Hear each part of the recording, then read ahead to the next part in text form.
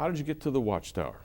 Well, once I graduated from high school, even though I was valedictorian, I was not allowed to go to college. So I had three choices. I could either be a full-time pioneer, put in 100 hours a month, I could go away as a missionary, or I could go to the Watchtower headquarters and serve.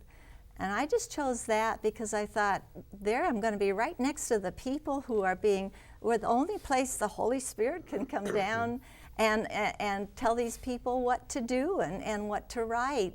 It would just be wonderful. And there's where the Holy Spirit is. The love would be the greatest. Yeah. So, and what did you find out at the Watchtower Society? Well, unfortunately, that was the opening of disillusionment for me, because I saw the men in authority being cruel to the people that were under them, and not loving at all. And you met, not you everyone, met your husband but there many too. of them. I'm sorry? You met your husband there too, Bill. Yes, I did. And he had already been there 4 years. And like you had said, he had a position of answering questions for 1/3 of the United States. And that opened a door to him to do some investigation, because around that same time,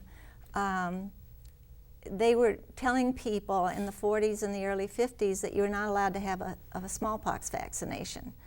And I personally had an experience with that, because my parents took me to a naturopath doctor, and he gave me a scar with acid to look like a vaccination, and signed the certificate that I was vaccinated, and I never was. Yeah, because at that time, Bill said that he was told that they were making those vaccinations with cow blood. Yes. And then Bill actually was sent over there, and he actually researched it and found out. The guy says, we're not making it with cow's blood, we're making it, with eggs.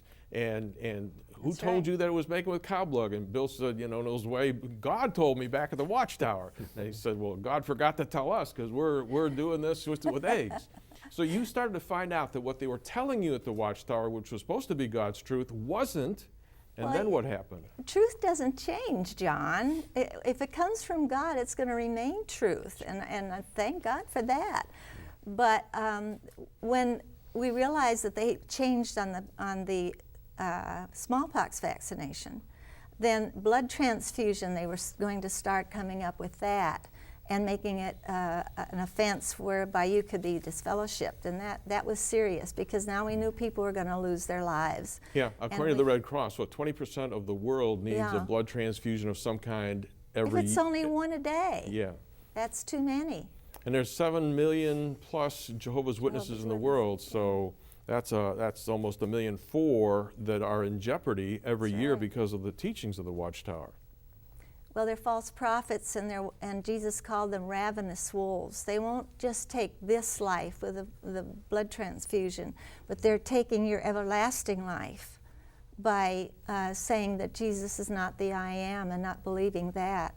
And so it's a dangerous organization, but those people coming to your door are good people who are deceived, and they need to know who the organization really is.